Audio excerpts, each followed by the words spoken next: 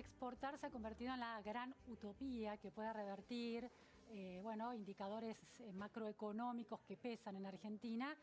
Pero bueno, una de las ventajas anticompetitivas, una desventaja competitiva de la Argentina es su estructura impositiva. Estamos con Iván Sasovsky, tributarista, para intentar entender qué se puede cambiar hoy y no esperar eventualmente, por ejemplo, a que el Congreso apruebe el acuerdo con la Unión Europea, que requeriría también algún tipo de reestructuración impositiva para alentar a la industria, al sector de servicios de la Argentina. Iván, ¿cómo es hoy el peso de esa estructura impositiva? El peso de la estructura impositiva En el argentina, sector productivo, sí, digo, sí, ¿no? sí, es altísimo. De hecho, gran parte de los problemas que tenemos que enfrentar a partir de la negociación del acuerdo con la Unión Europea, como también el que se está planteando con Estados Unidos, implica justamente tratar de alivianar un poco esa carga tributaria que está compuesta por impuestos nacionales, provinciales y municipales, y que hacen que la presión sobre un producto en promedio ronde alrededor del 50%. Ajá. Ese tipo de situaciones distorsionan nuestra estructura de precios y hacen que no seamos competitivos. Entonces, por más de que se establezcan algún tipo de convenio para justamente intercambiar productos y servicios sin aranceles, la carga impositiva propia Claro.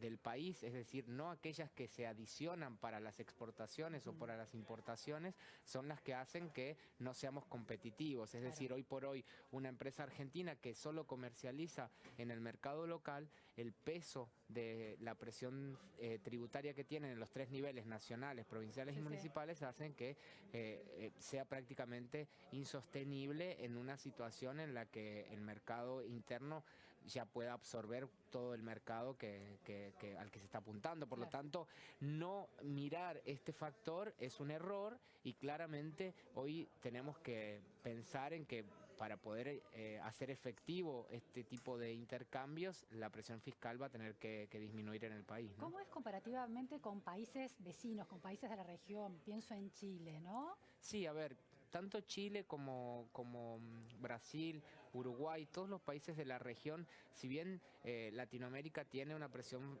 fiscal alta, que está relacionado también con la corrupción, o sea, está totalmente confirmado que en los países en donde existe mayor corrupción, también se recauda menos, entonces sí o sí hay que presionar al sector que termina tributando. Por lo tanto, esa característica de los países latinoamericanos existe, pero lo que tenemos que ver hoy es cómo se plantea el horizonte de aquí en adelante. Por lo tanto, tanto Chile como Brasil, que a su vez son nuestros competidores en gran parte de los productos que nosotros exportamos, Pero sobre todo en commodities. pero también un socio importante, Brasil compra productos claves. Exacto, sobre todo eso ya es más en productos manufacturados, digamos, pero en los commodities, o sea, exportamos soja como Brasil también, entonces claramente la estructura fiscal y la estructura laboral que tiene su componente fiscal también dentro de las contribuciones y los aportes, es decir, el costo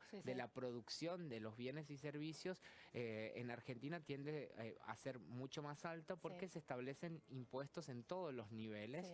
Por lo tanto, hoy Argentina está dentro de los 3 países con mayor presión fiscal de todo el mundo. Por lo tanto, ¿Cuáles son los otros dos? los otros 2 países son países africanos, son que por lo tanto nuestro nivel de comparación en cuanto a la presión fiscal no está ni siquiera en el mismo nivel con países que producen exactamente lo mismo que nosotros. ¿Y son, Argentina está tercera, primera? Sí, está tercera. Claramente se espera que el año 2019 sea un año de presión fiscal récord. Esto no quiere decir que en años anteriores haya sido menor, sino que simplemente la relación de la presión fiscal se saca por la cantidad de impuestos totales sobre lo que el Producto Bruto Interno. Entonces, como hasta ahora viene siendo un año bastante recesivo. Si bien Claro. hay cosecha récord, Sí. la presión de los impuestos que se recaudan sobre la producción Claro. de nuestro país va a terminar siendo una de las más altas de nuestra historia. Anteriormente lo fue el año 2015 y se espera que este año también lo sea. No porque haya cambiado la estructura impositiva para peor, porque se hayan sumado nuevos impuestos, sino porque aumentó el volumen de lo recaudado. Es una combinación de ambos, es decir, la base que producimos tendió a bajar, es decir, Sí. porque estamos en momentos de recesión, Sí. por lo tanto eso hace que la presión sea mayor. Sí. Los impuestos son un tanto inelásticos a la baja, es decir, se Son mantienen los indiferentes, mismos, claro. y a su vez se adicionaron nuevos. Recordemos que se incorporaron las retenciones a las exportaciones de bienes y servicios, Claro. que es de un 12% o 4 pesos por cada dólar Claro. exportado. Claro. Por lo tanto, este impuesto es de los más distorsivos, y cuando vos planteabas cuáles son los impuestos que pueden bajar sin tener que pasar por el Claro. Congreso, tenemos que pensar en eso. De hecho, el presidente Macri hace no mucho tiempo planteó justamente que las retenciones tienen que desaparecer. Es de los impuestos más distorsivos porque no tiene en cuenta la capacidad contributiva de los distintos contribuyentes, sino que solamente se basa en el volumen de exportación. Es decir, un pequeño contribuyente que tiene que afrontar un costo mayor quizás de estructura, tiene el mismo peso sobre el precio de sus productos en cuanto a retenciones que uno mucho más grande que quizás esos costos ya los tiene absorbidos. Claro, es un impuesto regresivo. Es un impuesto regresivo porque recae directamente sobre el precio final. Claro. Y sobre esto hubo novedades también el día de ayer, porque las economías regionales justamente van a quedar eximidas del pago de estas retenciones a las exportaciones. Exacto, es algo positivo porque en principio recordemos que esto se planteó en el mes de agosto, cuando fue la segunda corrida bancaria, y fue un shock muy fuerte porque estamos hablando sobre justamente lo que vendemos al mundo. Entonces, tanto bienes como servicios, por primera vez en la historia se incorporan un derecho de exportación a los servicios. Por lo tanto, muchas empresas de desarrollo, sobre todo que tienen que ver con la industria de software y con servicios que son requeridos desde la Argentina, también tuvieron que hacer frente ¿No se las exceptúa a pesar de las leyes que intentan de alguna manera alentar el desarrollo? Es muy interesante este planteo porque se aprobó hace menos de un mes la Ley de Economía del Conocimiento, que entra en vigencia recién a partir del 1 de enero del año 2020, pero no quedaron exceptuadas. Simplemente lo que se estipuló es que las pymes que tengan una facturación, que primero que estén encuadradas dentro de la definición de pymes, y que no realicen exportaciones por más de $600.000 al año, no van a tener que hacer frente a esta tasa de exportación. Entonces quedan exceptuados esos pequeños contribuyentes, pero estas fueron todas mejoras que se fueron dando paulatinamente a lo largo de este año en función también a lo que se venía recaudando por la soja, que terminó siendo una recaudación récord.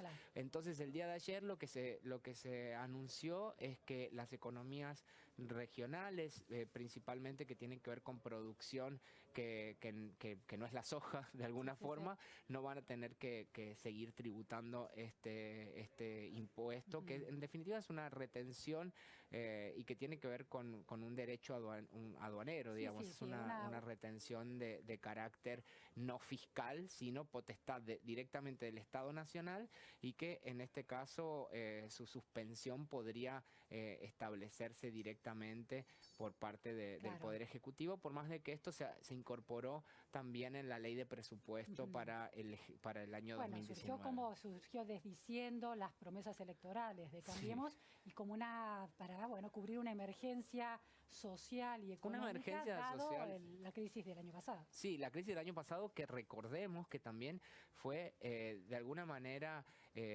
fogoneada por el impuesto a la renta financiera, porque la primera... Recordemos que en el año 2018 entró en vigencia lo que se conoció como el impuesto a la renta financiera, que es el impuesto a las ganancias sobre las operaciones desde plazos fijos hasta operaciones mucho más grandes, de alguna forma sofisticadas. Esto entró en vigencia, se reglamentó en el mes de de abril, y en el mes de abril se produjo la primera corrida bancaria, fue el primer auxilio que se pidió al FMI.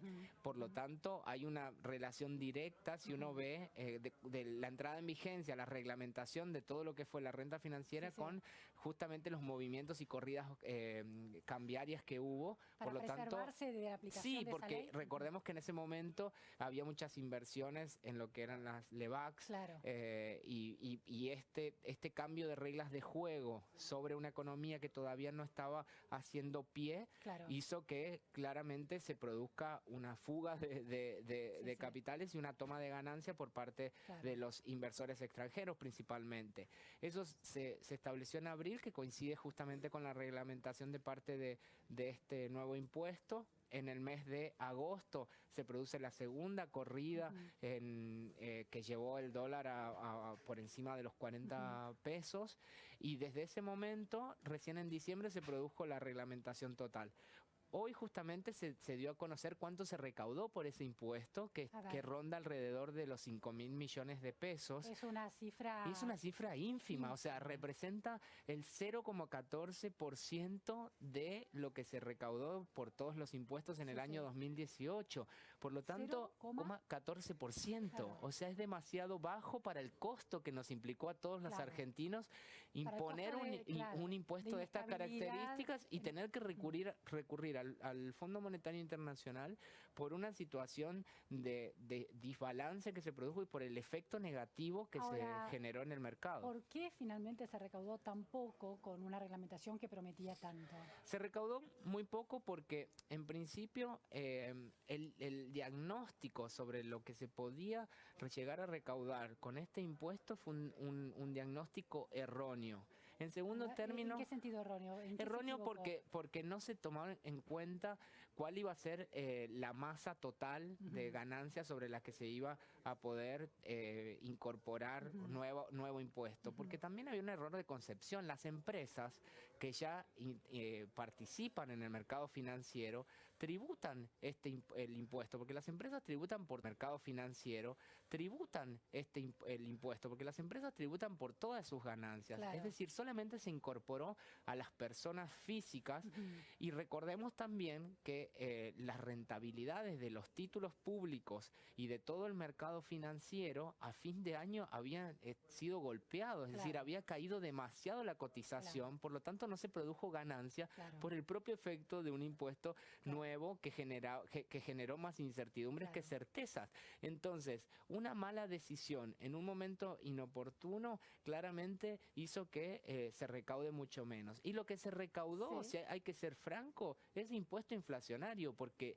no se podía computar el efecto de la inflación. Por lo tanto, si una persona tenía un plazo fijo y ese plazo fijo le pagaba una tasa del 50%, con una inflación de por encima del 47%, solamente debería haber tributado por ese diferencial.